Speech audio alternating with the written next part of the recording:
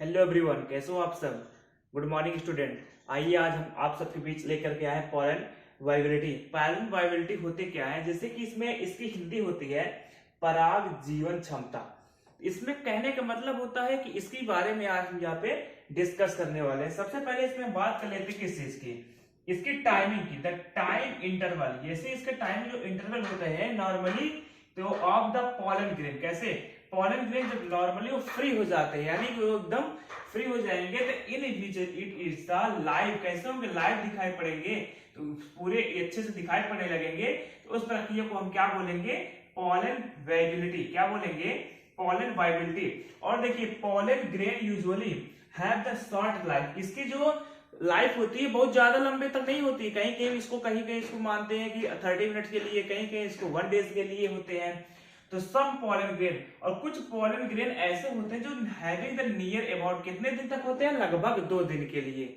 उनकी लाइफ काल यानी कि जीवन काल, लाइफ टाइम उसका कितना होता है, मात्र 2 दिन तक। वाइबिलिटीज इन द सेवरल ग्रासेस, यानी कुछ घास ऐसे होते हैं कि द पॉलन ग्रेन फेल, उसमें फेल हो जाते हैं जर्मिनेटेड ऑफ द 30 मिनट के लिए, यानी कि वो 30 मिनट में ही पैदा होंगे और 30 मिनट में ही वो नष्ट हो जाएंगे। और बात है आफ्टर द सीडलिंग, कैसे होंगे, after it is the seeding, कैसे होंगे, उसमें सीड भी नहीं होंगी। ड्यूरिंग द पास्ट 50 ईयर्स, कहने का मतलब ये कहीं कहीं होते हैं 50 साल पहले pollen grain are the control, ये पॉलन ग्रेन जो थे वो कंट्रोल कर लिए जाते थे बाय द टेम्परेचर के अकॉर्डिंग से, relative the humidity and the storing at the low temperature.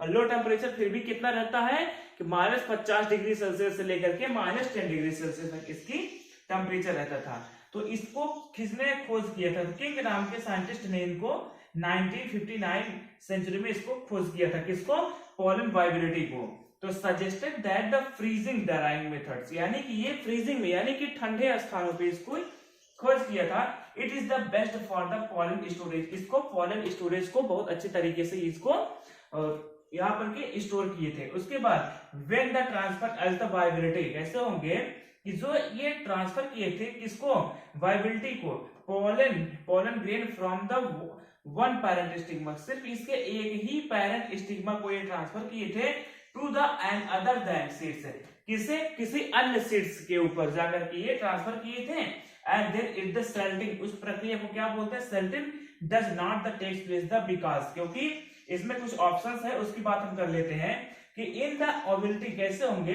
In viability of the pollen grain germinated on the stigma. तो ये पॉलन ग्रेन कहां पे जर्मिनेटेड होते हैं, स्टिग्मा पे जाकर के इसे जर्मिनेशन होते हैं। अब हम बात करते हैं टू द फेल फॉर्मेशन, और यह फॉर्मेशन फेल हो जाते हैं कब, जब pollen tube along with style, जब पॉलन ट्यूब स्टाइल में चले जाते हैं। तो ये सम टाइम्स, यानी कि कुछ समय ऐसे होते हैं जो पॉलन ट्यूब होते हैं वो बस्ट हो जाते हैं द स्टाइल, यानी वो नष्ट हो जाते हैं। अब उसी की जगह हम बात कर लेते हैं यहाँ की पॉलन एलर्जी। तो जो अभी हम यहाँ पे बात को बता रहे थे पॉलन वाइबिलिटी, ये बहुत ज्यादा इंपॉर्टेंट है क्योंकि ये अक्सर एग्जाम में पूछा जाता है, तो इसलिए हमको इसको बताना पड़ा। कई लोग इसको कमेंट किए थे, सर हमको बताइए पॉलन वाइबिलिटी, तो उसके लिए हम यहाँ पे आपको बताए थे। और ये बहुत शॉर्ट में बताया क्योंकि ये बहुत लॉन्ग में करने में कोई मतलब नहीं, क्योंकि ये थर्ड यानी कि 3 नंबर में ही आएगा, इसलिए इसको हम सिर्फ इतने नॉर्मली में बता दिए हैं। और देखिए अब हम बात करेंगे नेक्स्ट हेडिंग की, वो होते हैं, नेक्स्ट टॉपिक में चलते हैं कि पॉलन एलर्जी क्या होता है। पॉलन एलर्जी, द एलर्जी काज, ये काज करेगा किसमें, pollen grains is called the pollen allergy.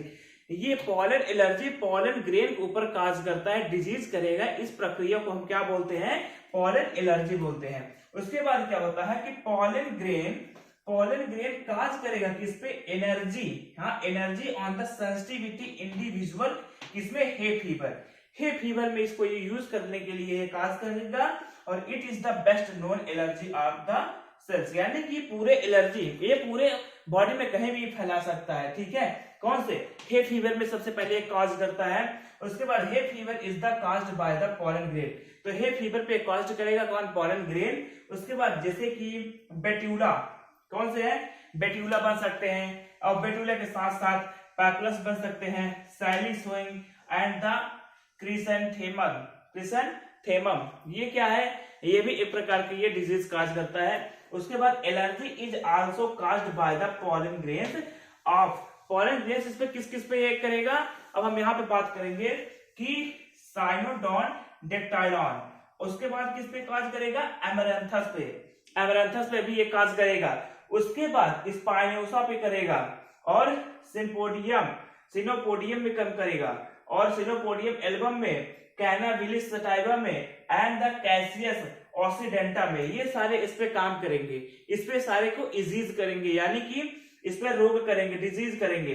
अब हम बात करेंगे एप्लॉयड पॉलिनोलॉजी की। एप्लॉयड पॉलिनोलॉजी में क्या होता है कि द पैलिनोलॉजी एप्लीकेटेड, ये अवेलेबल रहते हैं ना, तो एप्लीकेबल रहेंगे for life is the card, क्या कहलाएंगे, ये हमेशा लाइफ में अवेलेबल रहते हैं। इस प्रक्रिया को क्या बोलते हैं हम, इस प्रक्रिया को बोलते हैं अप्लाइड पैलिनोलॉजी। तो अप्लाइड पैलिनोलॉजी कई टाइप्स के होंगे, मुख्य रूप से 7 टाइप्स के होंगे। आइए हम सातों की बात में यहाँ पे हम डिस्कस एक बार कर लेते हैं, आइए देखते हैं।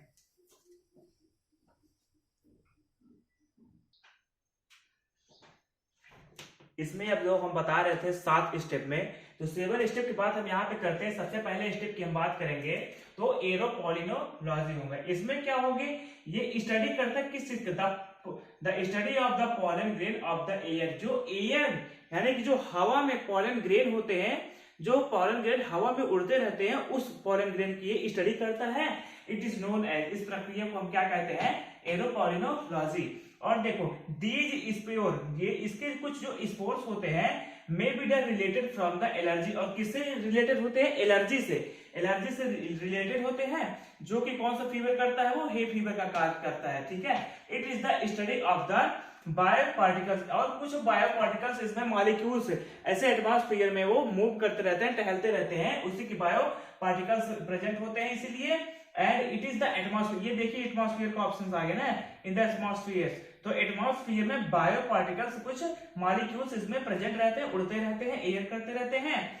विद उसके साथ साथ पॉलन एंड स्पोर भी रिसर्च करने पर भी वो पॉलिनोलॉजिस्ट रिसर्च में काजिंग करते हैं। कैसे करते हैं कि causative agent present in the atmosphere that the impact of the human health, यानी कि ह्यूमन हेल्थ के लिए थोड़ा कुछ लिए ये कुछ, यानी जैसे कि डिजीज का काम करने लगता है। ये पहली बात तो पहले ये होता है जो बायो पार्टिकल्स मॉलिक्यूल्स होते हैं, ये पार्टिकल्स हमेशा मूव करते रहते हैं किसमें, एटमॉस्फेयर में, जिसके कारण ये हमें हे फीवर भी हो सकता है, और इसके स्पोर और पॉलन से हमेशा मूव करते रहते हैं। ये रिसर्च किए जाते हैं, कहां पर रिसर्च किए जाते हैं, पैलिनोलॉजिस्ट रिसर्च में किए जाते हैं। एंड द कॉस्टेटिव एजेंट ये प्रेजेंट होते हैं इन द एटमॉस्फेयर, एटमॉस्फेयर में, द हैव द इम्पैक्ट, ये डिजीज करते हैं किसमें, ह्यूमन हेल्थ की बॉडी में, यानी ह्यूमन बॉडीज में।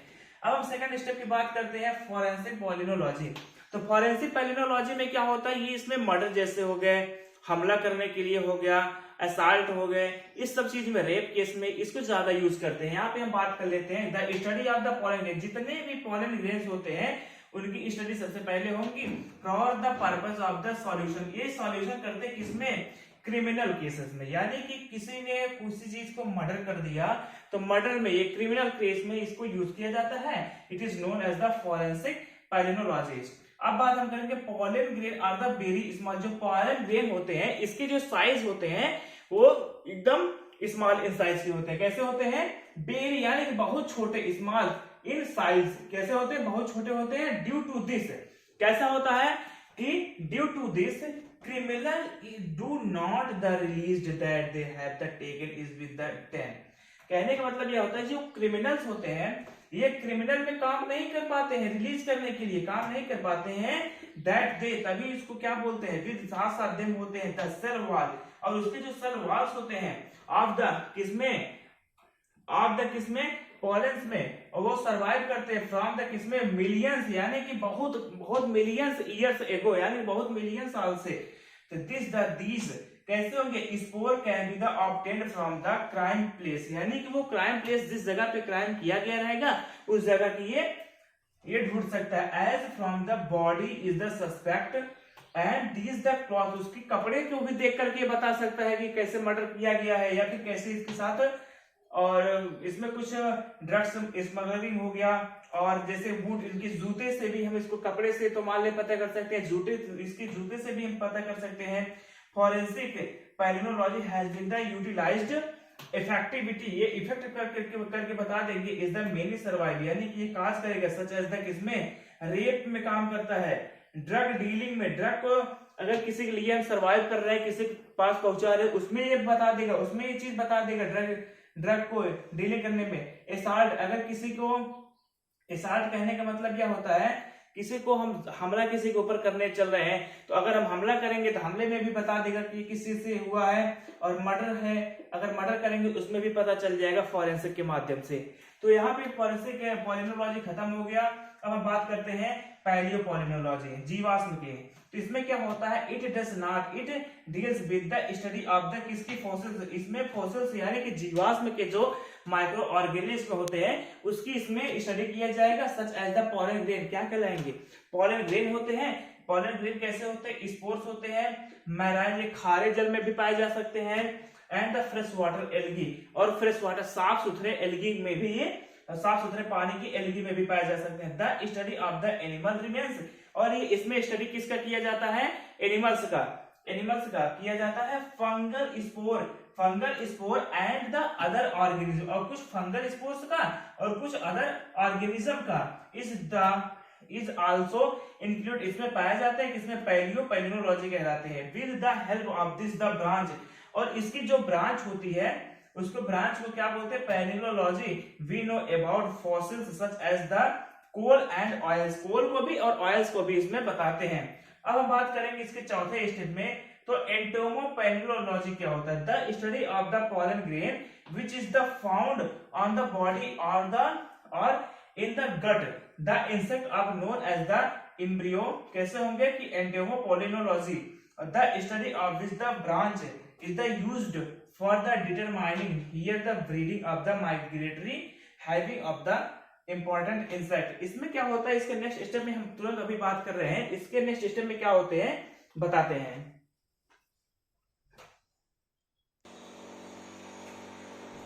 अब हम इसमें बात करते हैं नंबर 5 में। तो नंबर 5 में क्या होते हैं कि palynotaxonomy, role in the taxonomy evidence. कहने का मतलब क्या होता है, ये जो पैलिनो टैक्सोनॉमी है इसका ये रोल है, वो भी क्या, प्रमाण, एविडेंस के लिए ये दिखाता है। तो क्या है कि the study of the spore, ये स्पोर का स्टडी करेगा, वो भी कौन से, स्पोर मार्फोलॉजी ऑफ द, कौन से, एम्ब्रियोफेटिक हो गया, एम्ब्रियोफेटिक प्लांट का, और पोलन मार्फोलॉजी का of the seed plant is called, क्या कहलाते हैं, पैलिनोटैक्सोनॉमी। अब बात करते हैं the contributions of the professor Erdtman, इनको प्रोफेसर इर्जमान ने पैलिनो टैक्सोनॉमी का डिस्कवर किया था on the pollen morphology, mark of the beginning of a new phases on the plant taxonomy. It is the use is the morphological characters is the systematic work some of the identification pollino कैसे होंगे कि phylogenetic से problems इसमें होंगे on the basis of the pollen morphology data family are the divided into two groups। सबसे पहले कौन कौन से हैं, पहले सबसे पहले स्टेनोफिलस होंगे, और दूसरा कौन से होंगे, यूरिपोलिनस। तो सबसे पहले जो हमारा स्टेनोपोलिनस है, स्टेनोपोलिनस क्या काम क्या होता है, डू नॉट द शो, ये शो नहीं करेगा किसको, पोलन ट्यूब को ना ही ये शो करेगा, और ना ही इसको पोलन ट्यूब को दिखाएगा, और ना ही स्पोरोडर्म स्ट्रैटिफिकेशन, ना ही ये पोलन ट्यूब को करेगा, ना ही स्पोरोडेंड्रम स्ट्रैटिफिकम। और इसके साथ साथ इसमें क्या होता है, यूरी यानी कि यूरिपोलिनस में होता है इट शो पोलन, ये शो करेगा, ये दिखाएगा, किसको दिखाएगा, पोलन टाइप को दिखाएगा, और उसके साथ साथ ये दिखाएगा स्पोरोडर्म स्ट्रैटिफिकेशंस को भी दिखाएगा। अब इसमें नंबर 6 की हम बात करते हैं कि मेलिसोपोलिनोलॉजी क्या होते हैं। Melissopalynology the study of the pollen, ये पोलन की स्टडी करेगा और इसमें यूज करेगा किसका, हनी बी को, for the production of the honey is known as the, क्या कहलाते हैं, मेलिसोपोलिनोलॉजी, क्या कहलाएंगे, मेलिसोपोलिनोलॉजी। अब नंबर 7 की बात हम करेंगे, लेटरोपोलिनोलॉजी। तो लेटरोपोलिनोलॉजी का होता है the study of the spore, इसमें स्पोर्स की स्टडी करेंगे, and the pollen as the acquired of the human health problems, यानी कि हमारे कोई ह्यूमन हेल्थ में कोई अगर प्रॉब्लम आती है तो उसमें इसको अप्लाइड करेंगे किसको, लेट्रोफाइनोलॉजी को, किसको, लेट्रोपॉलिनोलॉजी को। इस काल का क्या कहलाएंगे, लेट्रोपॉलिनोलॉजी। तो it is known for the pollen grain and the spore have the medicinal, इसकी दवाई भी बनाते हैं, दवाई भी बनाने में इसको प्रॉपर्टीज भी यूज करते हैं, जैसे कि अरेबियन हो गया फाइसिसिना use for the lycopodium spores. अगर लाइकोपोडियम स्पोर की बात करेंगे तो ये कॉमर्शियली में आ जाएंगे, जैसे कि कार्बन वेजिटेटिव सल्फर्स में, ये वेजिटेटिव सल्फर्स में इसका काम आएगा। और देखिए for the treatment of the stomach, जब ये कोई सी पेट दर्द हो, स्टोमच में पेन हो, तो उस कंडीशन में हम इसको ट्रीटमेंट के लिए इसको दे सकते हैं। Disorder the spores of the, कौन कौन से है, एडिंटम, कैसे होंगे, adiantum Philippines are used in the cure cough. अगर खांसी आ रही है उस समय इसको, काली खांसी में इसको यूज कर सकते हैं। द पोलन ग्रेन और the cycas circinalis have the narcotic properties में, इस सब में यूज करने के लिए इसका उपयोग होते हैं। तो आज हमारा यहाँ पे फाइनल टॉपिक खत्म हुआ, अब नेक्स्ट टॉपिक में बात करेंगे, अब जो आप कमेंट करेंगे। तो आज के लिए इतना था, तो thank you so much guys.